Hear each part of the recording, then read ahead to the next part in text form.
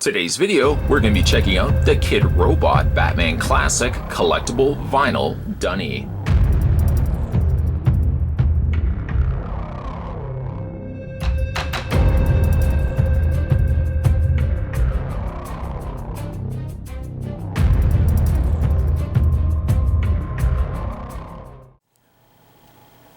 Okay, let's get the tape measure going. If you count to the tip or top of the Dunny's ears, the classic Batman stands exactly 5.5 inches in height. We just finished having a look at the vinyl series of Dunnies, the Batman one specifically, just in a previous review. So we're going to be looking at the more medium size or larger size vinyl Dunnies now.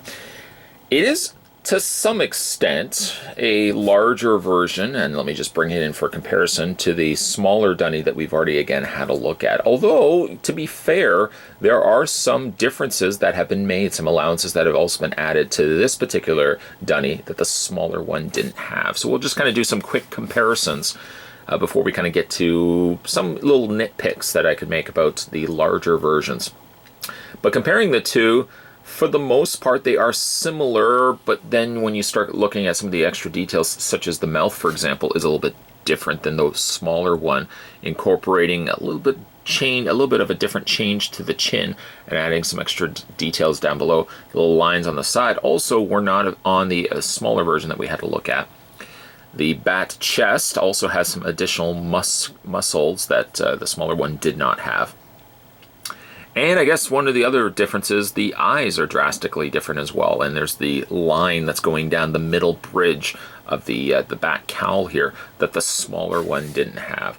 So picking up this one, it's not simply just a case that if you're picking this one up as well, it's going to be an exact carbon copy. There are, again, some differences that have been made to it. Also, the additional jawline has also been added to the larger version.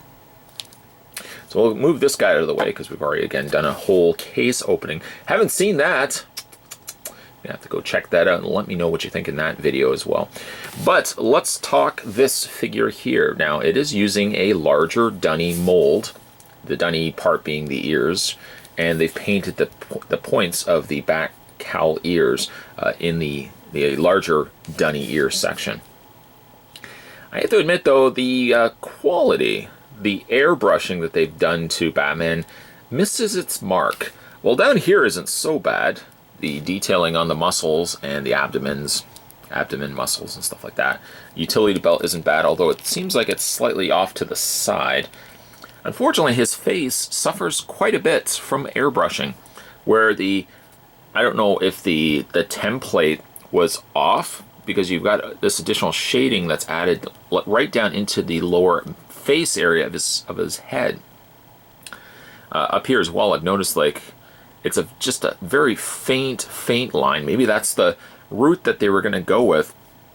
But first of all, I feel like the darker black color should have been a little bit more darker and not seeming as if it's just very lightly brushed or lightly dusted on his face. I think it should have been a little bit more, well, again, like looking at this one.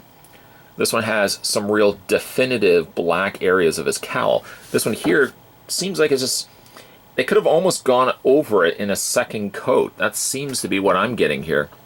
Not only is it slightly off, but like here again, it's too light. I think it could have favored a much darker, almost like a second go around. It seems like they've gone around once, maybe a second go around would have worked and just kind of finished up all the areas.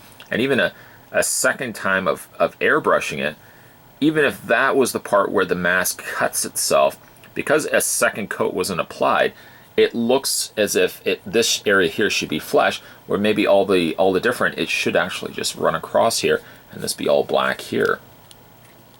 Unfortunately, that's where this figure slightly suffers. Otherwise, if not for that, it's a really nice representation of Batman here as a Dunny. Not quite soft plastic cape, it actually is a much denser plastic. Got some nice waves in there as well. And the points or peaks on its glove, or his glove, are actually quite nice as well. Posability on this guy, his head rotates all the way around. Arms rotate back and forth. Maybe the fact that these are also larger scale figures, they could have also given them accessories. A batarang, a grapple gun, or something like that could have gone a long way. But unfortunately, this particular Batman just doesn't have it. While I like the smaller blind box figures that we looked at before for the Batman Dunnies, I kind of hoped I would have gotten the same sort of quality in a much larger representation of Batman.